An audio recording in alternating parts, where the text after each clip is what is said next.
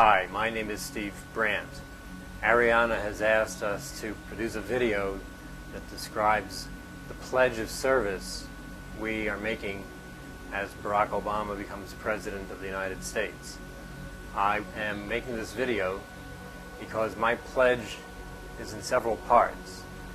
It is to help wake up America to the systemic nature of the challenges we face, to present information about solutions that are getting little attention otherwise from the mainstream media, and to talk about my own commitment to serve America, not only from bringing information to light, but from directly participating in as many of these breakthrough efforts as I can.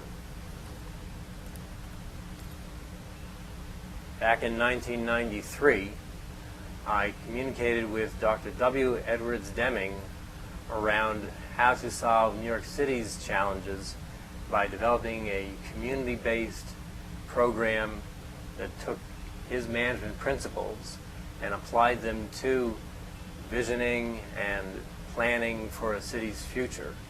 And he wrote me a letter dated June 19th, 1993, in which he said, "I wish you success in your effort to make New York City a quality city.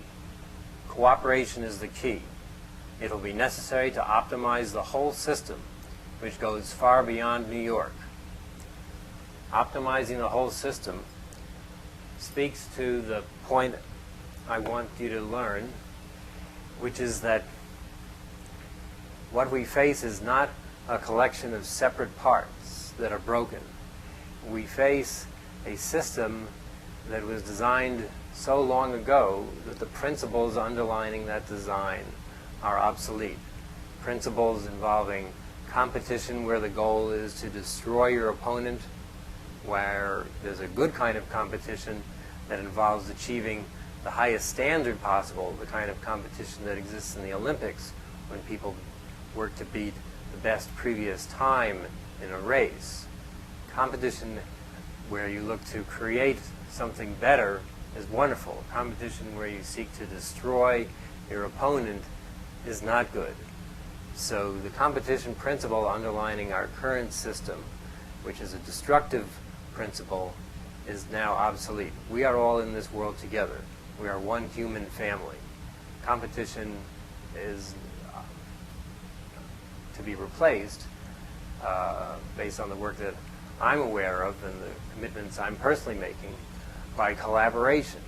Collaboration between people with diverse ideas where they learn from each other, and you get what's called the new math of cooperation, where 1 + 1 = 3 or 4 or even more.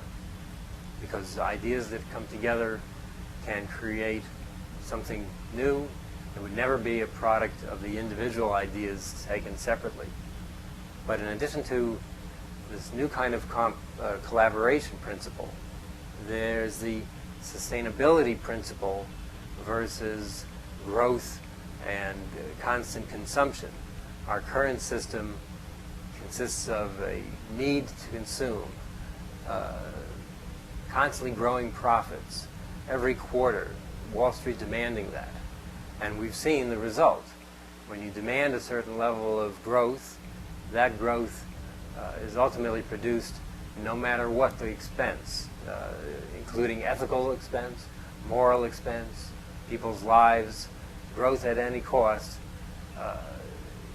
is ultimately like a cancer. And we've had a cancer on society, and the result is our economic system is basically in an ash heap. The ash heap of history is where I believe it should be left. But what this gives us the opportunity to do is to produce a sustainability principle as the foundation instead of the growth and consumption principle. So sustainability and collaboration replacing competition and growth. That's one of the fundamentals I want to champion, and I am looking to wake up America to. This system of ours needs to be replaced not put back together. It hasn't just fallen down. It doesn't just need to get up. It actually needs to be put to bed and a new system brought into being by those who know how to design something new, not just fix something old. My commitment to bringing to people's attention information that doesn't get much play in the mainstream press will begin with letting you know that there is an effort to bring the business world into not just the sustainability issue as we normally think of it, with the environment as the core, but to bring the business world into the sustainability initiative around world peace. There's a National Peace Academy being designed by a team centered at Case Western University in Cleveland. They're calling it a plan to define the peace-building profession as a whole systems approach to peace building among government, business, and civil society.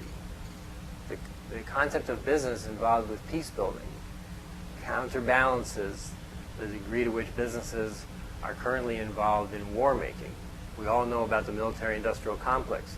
Well, something I learned a couple of months ago was that while approximately $1.7 trillion is spent every year globally in weapons, the military-industrial complex is that size, 1.7 trillion. The global tourism industry actually generates $7 trillion of economic activity every year. $7 trillion for tourism, which consists of people learning about new cultures, going places they've never gone before, versus 1.7 trillion for weaponry and making war. We've already got more economic activity from creating a healthier society than we have from destroying society. But I don't think the public is aware of that balance.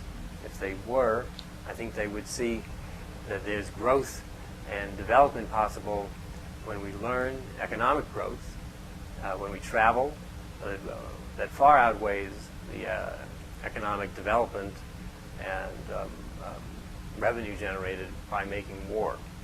So that's part of my commitment, is to champion the peace-building efforts, especially this work on a new National Peace Academy that will bring the business sector into peace building. Because what we ultimately need is to not just stop the bad things that are happening, not just prevent the continued collapse of the banking system and the automobile industry. We need to rethink the fundamental design of society, the economic design, the activity design, war versus peace, the design of our educational system. Is it meant to just teach what we already know, or can it be, or should it be, designed to encourage creative thinking, where the students actually wind up being smarter than their teachers? I would say, to invent a better world, the students ultimately need to be smarter than their teachers. So they need to be taught creative thinking and critical thinking, not just facts and figures and methods from the past.